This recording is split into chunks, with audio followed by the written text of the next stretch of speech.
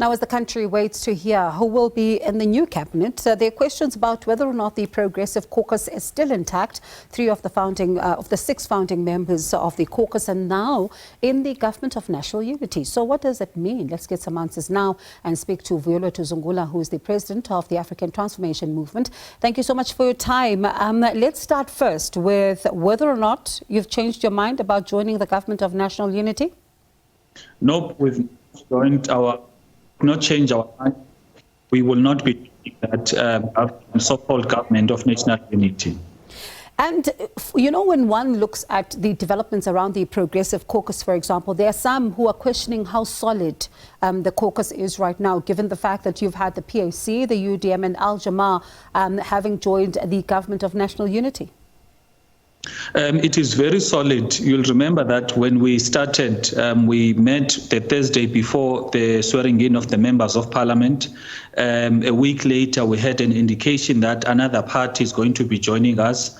Particularly, it is because in our democracy, the multi-party democratic system we have encourages an opposition parties. Now, with many parties rushing to be part of the ruling government by being part of the GNU, it then leaves us as the opposition parties with a greater role of the holding of the executive accountable, which is something that people are not considering in these discussions of the GNU as to what then happens to parliament when it comes to its role of oversight. And I was going to ask you that question, that how then do you plan to use your voices for this one? Because when you look at the work of parliament, it has come under scrutiny over time, especially when you look back even into the Zondo Commission's report, for example, that has, spoken about how parliament essentially was sleeping on the job and not doing effective oversight. So how then do you begin to do this as the Progressive Caucus? Yeah, that is why there is a need for collaboration of different and independent political parties. These parties are independent because they've got their own voice, they make their own decisions. However, there needs to be collaboration in a form of a progressive caucus to challenge some of the wrong decisions that may be taken by government. But we do want to highlight or emphasize that this progressive caucus is not going to oppose for the sake of opposing. Rather, it is going to agree with the ruling party when the ruling party is having progressive direction in the country. However, when we feel or view that the country is being led by regressive policies, that is our role when it comes to opposing. So the work of challenging the executive, we saw how ATM, with only 2 seats in the previous parliament, was able to hold the executive accountable. Now, with the added advantage of being part of a broader caucus with over 90 seats, that is going to change for the better. Some are saying, though, that, challenge you may be able to, but in terms of the numbers, how do you plan to work around this? Because there is, of course, that reality that when it does come down to the numbers, especially when there are issues that you're not happy with, you do need the numbers to back you up in order to be able to effect change. Our view there is that, at the end of the day, Parliament must operate in a manner that is consistent with the Constitution.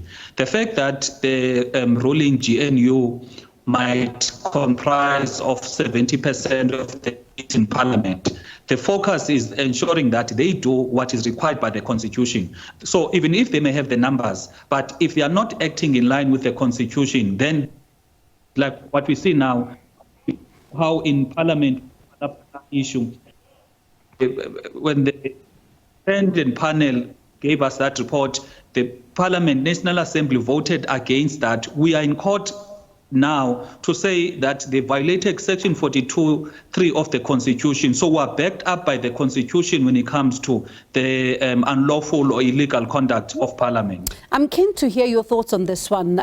When we saw that letter by the Democratic Alliance and its demands, some have said that these demands are outlandish and they should not be making such demands given the fact that there are other parties within the government of national unity. But what do you think this should tell South Africans about the state of negotiations behind closed doors?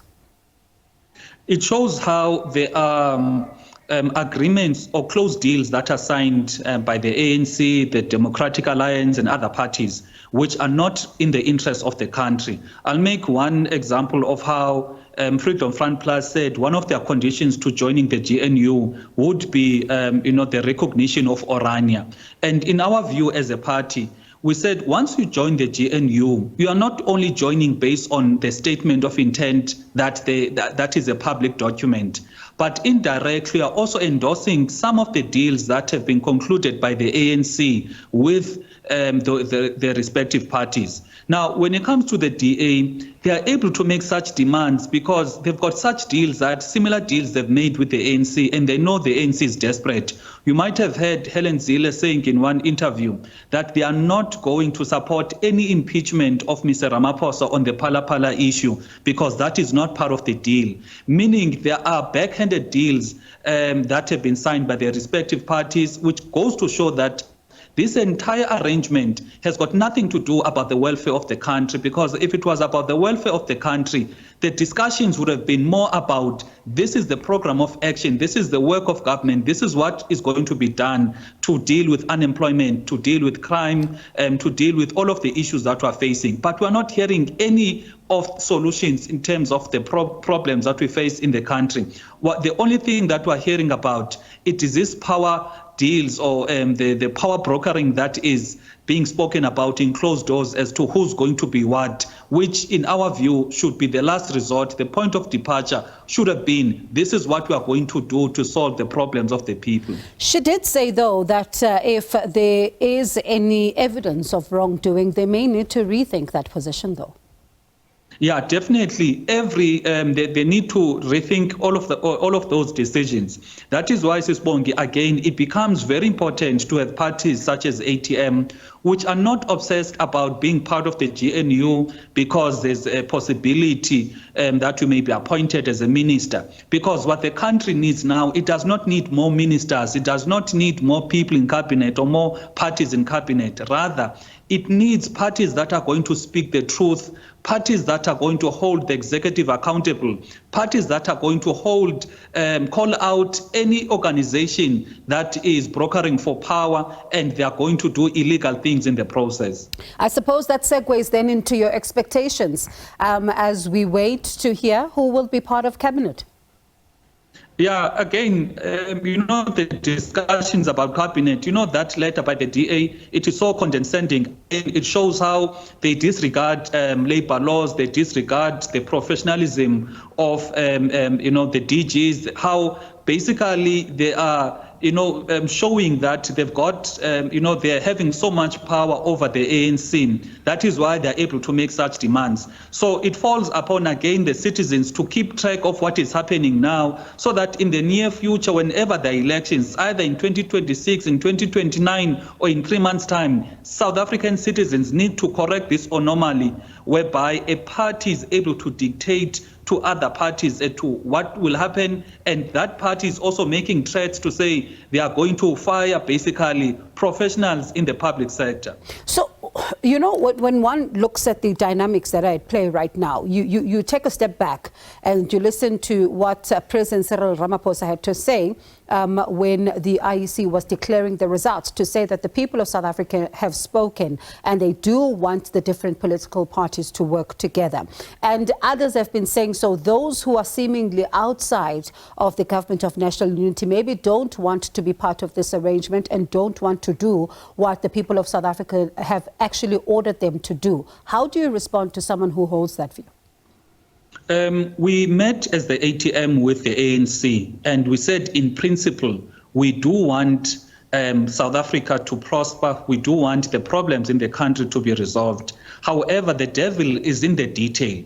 You can't come with a statement of intent that is broad, that is philosophical, and you say we must sign into that statement of intent and be part of a GNU without understanding the details. Because the details, in our view, are the most critical parts of this entire discussion. Yes, you can say part of the statement of intent, it is job creation, but how are jobs going to be created? Because on one side, you've got the DA that is anti-unions, that want to take power away from unions. On the other hand, you've got parties such as ATM that respects, workers' rights and the role that is played by unions. So any form of job creation needs to take into account that reality. Therefore, what we said we can't do as the ATM, we can't endorse something that is not formed on the basis of principle, because if you are going to move the country forward, you need to have alignment in terms of policies, in terms of the work that you're going to do. You can't have a party that believes that, for example, a party that is anti-BEE, anti-affirmative action, part of the very same government of national unity, with another party that is pro-BEE, pro-affirmative action. What is going to happen practically when it comes to when the work needs to be done? So any policy confusion or any system or any arrangement that is based on policy opposed parties is bound to fail. And we as the ATM, we do not want to be part of that. But at the same time, not all 18 parties must be in that government of national unity. Other parties must play the role of being opposition parties in parliament, because that is what our constitution actually encourages. All right, let's see then what your reaction will be when the new cabinet is announced, and keen to hear then what are your thoughts on that.